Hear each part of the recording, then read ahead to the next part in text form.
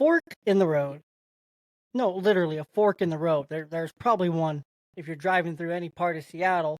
There's a fork in the road, or wherever you're living in the state, there's a fork in the road. There's potholes. Who knows what else is in the road? Let's be real now. But nonetheless, the state budget allocates billions into transportation and climate.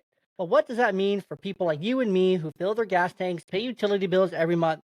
Well, every time I drive to work or flip the red lights on, I wonder how much more expensive it'll get, to the point to where I worry, how long should I keep my air fryer plugged in for?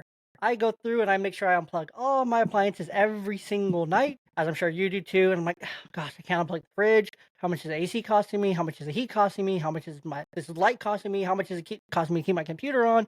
Should I be unplugging everything as I go, just letting it reset? Or how much money is just everything costing me as I leave it plugged in and on? Like, how much are the outlets just costing me, having electricity running to them that's maybe not even being used?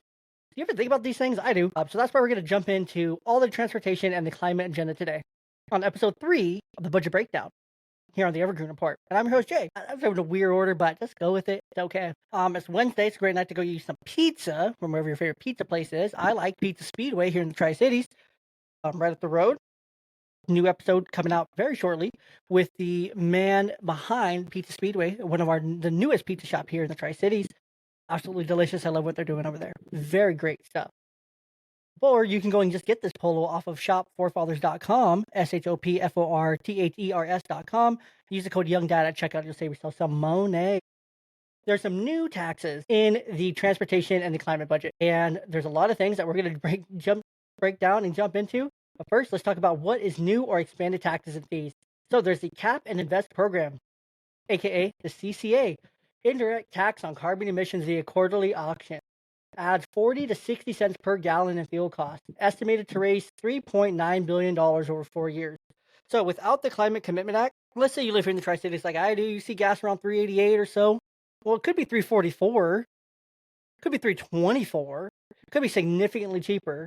You see prices well over $4. Well, some of those prices could be under $4 in Seattle, depending on where you're at. If it wasn't for the gas tax, because the CCA, while it's not labeled as a tax, the Cap and Invest revenue acts functionally as a tax on gas and diesel. Gas prices are now 50% higher gallon than neighboring states due to this. You go to Idaho, I don't know if anyone goes to Idaho, but I've been to Idaho, Coeur d'Alene, going to Silverwood or something. Gas is so much cheaper. I'm like, I got to make sure I fill it at the border before I cross back over. If I get some cheap gas, just because. Let's see, $235 million for climate-driven transit programs funded through vehicle fees and auction revenues. New registration fees increase on electric vehicles and hybrids are in effect as part of a broader revenue mix. But wasn't the point of all those EVs and hybrids to make the economy more, or make the climate better with these things? But apparently not. So let's break down the budget. There's a lot of money here. Traffic, transit, and the green price tag. Going green costs a lot of money. So the budget overview, the WSDOT and transportation. Appropriation $13.3 billion over 2 years. Highway maintenance and preservation has $2.4 billion of that. Transit, capital grants and programs $1.5 billion. And the Move Ahead Washington new projects, part of a broader $17 billion 16-year package funded via license fees and the CCA carbon auction. Where the money goes, so $235 million for climate active transportation, sidewalks, bike lanes in Seattle and Olympia, drawn from carbon revenue. But how does that $235 million help me? I live in the Tri-Cities or anywhere that's not Seattle and Olympia. What about the rest of the state? How does that $235 million help everyone else? We're all paying into it just for Seattle and Olympia to get these bike lanes, but what about my city, my county, my town? Great question. No answer for you. $250,000 to Pierce County's behavioral health plus public transit pilot, combining transit services with mental health intervention teams, which I don't see how those two things relate, and putting those two budget items together into one seems like a recipe for absolute disaster.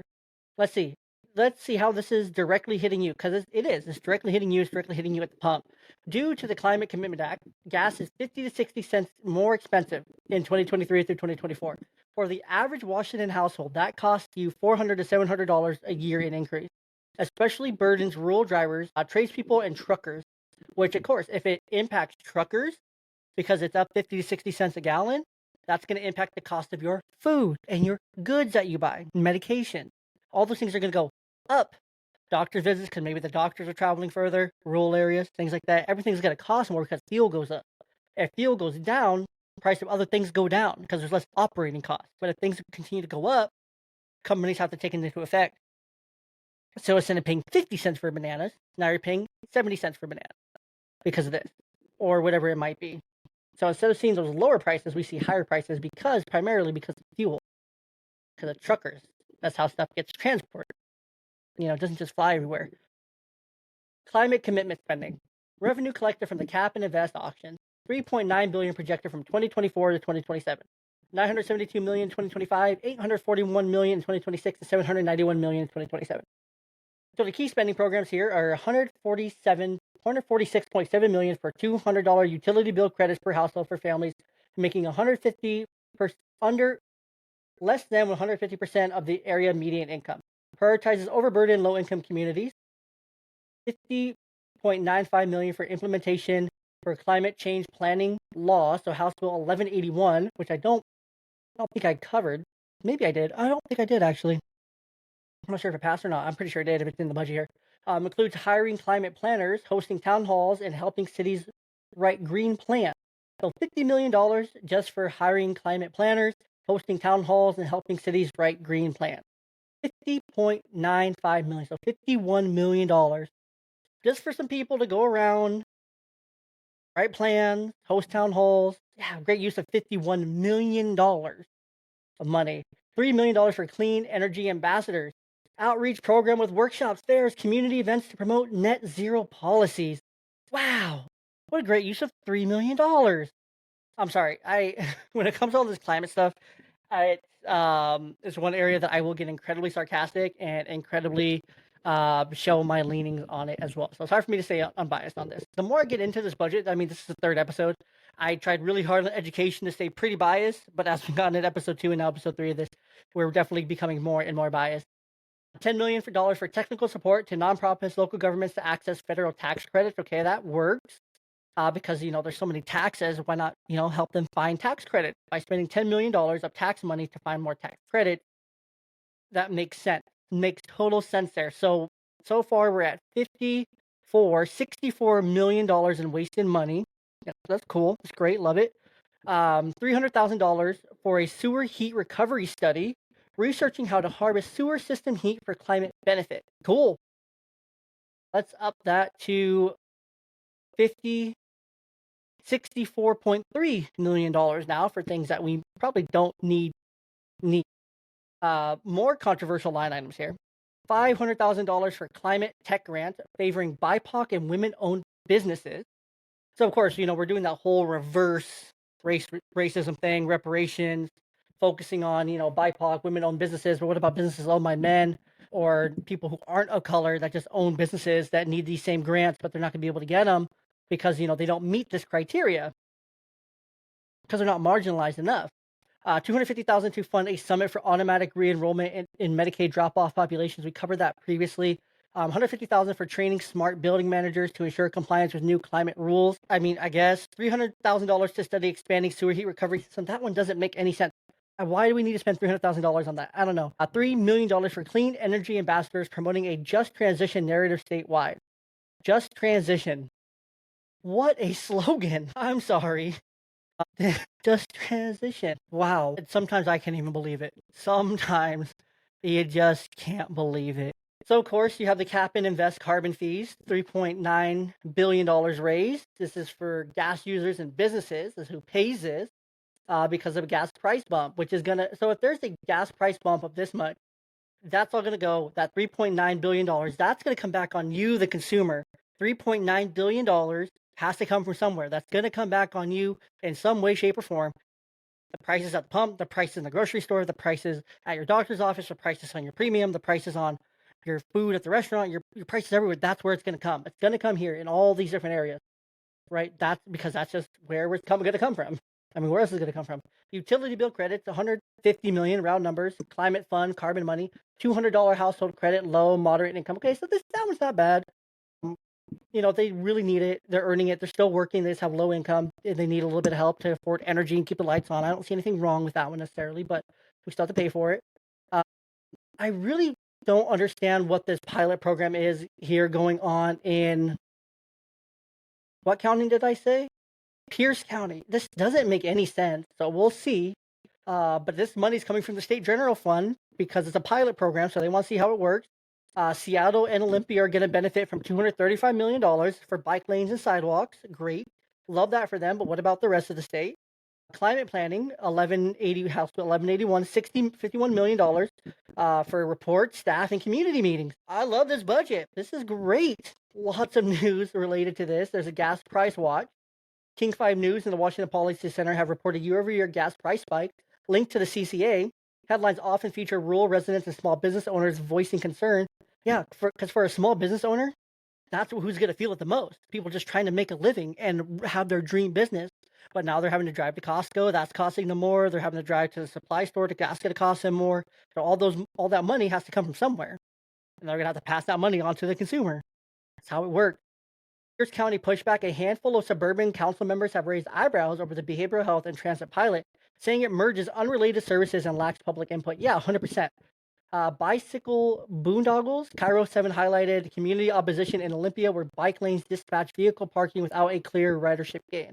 Yeah, I mean, people have cars. They don't have bikes. You're not going to convert a bunch of people who live in a rainy state to give up their cars and get a bike and to go around in these new bike lanes. It's not going to encourage more biking. It's just, again, one of those things that's ideologically driven, thinking everyone's just going to get a bike because we're going to put bike lanes in and everyone's going to be healthy and that's going to solve all these issues. No, people are going to keep their dang cars and still drive their cars.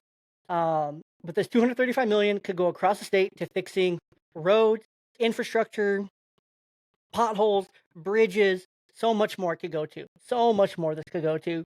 And then, of course, you have Initiative 2117, a repeal of the CCA, was on the November 2024 ballot. Didn't pass, obviously, as we well know. Now, let's jump back in here because there's so much. There's so much. We covered all that. We covered the cap and invest. Covered that. Okay, so let's talk about how this is going to impact your home, your family, your bottom line of your household, your budget, your annual budget. Fuel, 50-60 cents per gallon. That's $600 a year per family on average. If you drive a lot for work or something, it's going to cost you obviously more. $600, okay? Figure that out. Figure out where that money's going to come from. Energy utilities, projected rate hikes in 2025 to 2026 from utilities investing in grid update passed to ratepayers. Of course, that's going to come to you, so higher utility bills. And then indirect inflation, cost for groceries, delivery, and services all increased due to transportation costs. So the cost of being green for the average household we're looking at for gasoline, $600 a year estimated. Utility bills anywhere from $100 to $300 a year. Product shipping, $200+ a year. Indirect inflation, $300+ a year. So you're looking at least $1,200+ a year. Where is that going to come from? Are you going to get a $1,200 raise per year? Probably not. Because your workplace probably isn't going to be able to afford that because they have all these taxes also going to affect them as well. Is your business going to be able to survive $1,200 extra a year? Probably not. You're probably already barely scraping it by to make, cost of living just realistic in the state. So before this Climate Commitment Act, let's look at the historical context of all this. Before the Climate Commitment Act, pre-2023, there is no cap and trade auction fees, no climate surcharges in gas and energy. So before the implementation of Washington CCA in 2023, gas prices in the Tri-Cities area were notably lower. In April 2023, the average price of a gallon of regular unleaded gasoline was approximately $4.21. Following the enactment of the CCA, which introduced a cap and invest program aimed at reducing greenhouse gas emissions, gas prices experienced an increase. Reports indicate that almost immediately after CCA went into effect, Washington saw gas prices soar more than 50 cents per gallon. As of May 4th, 2025, the average price for regular unleaded, blah, blah, blah, blah. Yeah, it depends on global prices and things like that. Gas price in March of 2023. Yeah, so gas prices were just incredibly high, but they went up. Now we're looking at a decrease in the area because we're about $4 a gallon right now. So, I mean, it's hard to say how much this has actually had an effect because gas prices fluctuate so much. And so it's hard to have a accurate representation, but nonetheless, gas prices have increased in Washington State, and we see gas prices going down all around us. Like, let's look in Idaho. How much is gas in Idaho? So in Idaho, we're looking at $3.29. $3.29. Coeur d'Alene is $3.30 for regular gas. $3.30. Here, we're about 50-60 cents more expensive. Shocking. We're at $4 or $3.80 something cents, 90 cents, depending on where you're going to get gas from. But yeah, Coeur d'Alene, $3.30. Boise City, $3.22. How much? I wonder how much gas is in Oregon. How much is gas in Oregon? I'm just curious to kind of compare the two states that are right next to us, that border us to the east and to the south, just for happenstance here. So regular gas is $3.89. So they're about the same here. Compared. Salem $3.78. Eugene, Springfield $3.81. So about the same. Medford, Ashland $4.02. So we're about the same. But then you see Idaho, which is a good case study, compare and contrast to exactly what we're doing here and what's different. So really interesting stuff there. Before the CCA, there was no cap and trade. After the CCA, we had a rapid rise in the prices, utilities passing costs to ratepayers. Initiative 2177 could have repealed it, but didn't pass, of course. Seattle Times in January 25, Washington drivers pay nation's highest fuel-related climate fees. So we pay the highest in the nation. The Tri-City Herald in April 2025, utility hikes hit Eastern Washington residents harder than expected. Yeah, it hit. Trust me, I pay utilities here, and it hit. Everett Herald in March 2025. Clean Energy Ambassador, state spends millions on outreach. So $3 million going to outreach to just transition to clean energy. How much is that going to cost to transition to clean energy? Couldn't they come up with anything better? But to close us out for this episode, a little bit shorter here, talking about the climate and transportation budgets. These budgets are fairly more straightforward, but they cost you a lot. Do you just have $1,200+ laying around to fund all these things? Your gas bill, your utilities, your product shipping, your indirect inflation on your grocery bill, and everything in between? Probably not. I don't. You probably don't. So think about that as we go through here and we continue talking about the budget here, because these costs are going to be passed to you. And we just explored $64 million of money that is going for what exactly? I still don't understand. Ambassadorships, different programs that don't make any sense to me. So are we getting our money's worth? For you to answer, not for me. Do these climate investments help working families or hurt them? And where should your tax dollars go? Roads and bridges, or training workshops and nonprofit startups? Do you want your tax dollars to impact your local area, not fund? If you live on the east side of the state or anywhere that's not Seattle or Olympia, do you want your tax dollars going to build these bike lanes that will more than likely, not be used by the majority of people who live there? But yet our money is going to go to fund that $235 million. Or would you rather see that $235 million go around the state to better improve infrastructure, to roads, to bridges, to help actually the state as a whole with better transportation and better infrastructure? I know I would. That's up to you as well. So just remember, all these taxes that are being passed, all these budgets and all these line items, they have a cost to you at the end of the day. No matter what you think it is, it's gonna cost you. It's gonna cost. And it comes back in ways that you don't think about it. Indirect inflation on things. While they're saying, oh, we're doing everything to create more clean energy, but at what cost? But at what cost to you and to me? Are we getting our money's worth? I like to say no. But if you have a different opinion, reach out, comment, send me a message. And until next time, this has been the Evergreen Report Budget Breakdown Part 3. Can't wait to be with you again to talk about Part 4 of the budget.